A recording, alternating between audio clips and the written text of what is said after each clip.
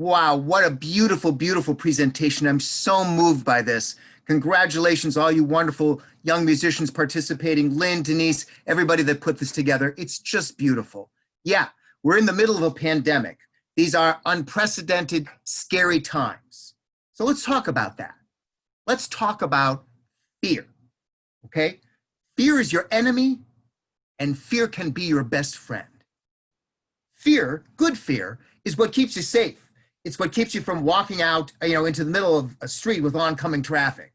That's a good thing. But there are other fears that keep you from realizing your full potential. Let me read you two quotes by Nelson Mandela that so moved me on this topic. First one, our deepest fear is not that we are inadequate. Our deepest fear is that we are powerful beyond measure. Just let that sink in for a second. The second quote from Mandela is, I learned that courage was not the absence of fear, but the triumph over it. The brave person is not the one who is not the one who does not feel afraid, but the one who conquers their fear. Let me tell you guys a little story about how famous people get nervous to play. Years ago, when I was the associate conductor of the National Symphony, I was asked to conduct a tribute to Rostropovich when he won the Kennedy Center honor, which is the highest honor an artist can achieve in the United States of America.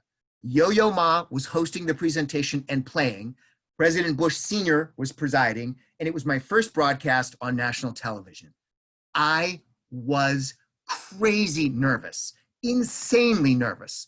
Every rehearsal, I got more and more nervous. You want to know, however, who was even more nervous than I? Yo-Yo, the famous world international star Yo-Yo Ma. In fact, ironically, in the hour before we shot the thing, I was actually consoling Yo-Yo. I was trying to calm him down. Randy, you think this part will be okay? Well, Yo-Yo, was it okay in rehearsal? Yeah, it was great in rehearsal. Well, then I think it'll be fine. This went on for like an hour. Now, mind you, when he walked out on stage to play, you would never know for a second that he was that nervous backstage. He played like a god. He was charming. All the wonderful things that he said about Rostropovich were perfect. But backstage, he was really, really nervous. So I say to you, make fear your friend. No pain, no gain. That fear that you're feeling when you confront some kind of career or personal challenge means you're stretching yourself, means you're trying to do something that you haven't done before, trying to move forward. Recognize that fear and power through it. It's true about famous actors too. Laurence Olivier, the living legend in British theater, had enormous stage fright.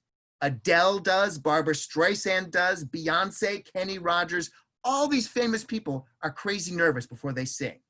Embrace that fear. Know that fear, love that fear, triumph over it. Now, how? You have to give yourself good messages. Here's a bad message. Let's say I play this recital and it doesn't go well, so maybe I shouldn't play a recital. Here's a good message. I'm going to play this recital, do my best, and learn from my mistakes, and the next recital I play will be even better. I mean, you'll never play a great recital if you don't play a recital. It's the same thing like maybe in a job interview. Here's a bad message. Well, what if I don't get the job? Well, if you don't take the interview, you'll definitely not get the job. Here's a good message. I'm going to do my best in this interview, try to learn from the experience, and one day, if I take enough interviews, I'll get a job. So give yourself good messages. Put yourself on a learning curve.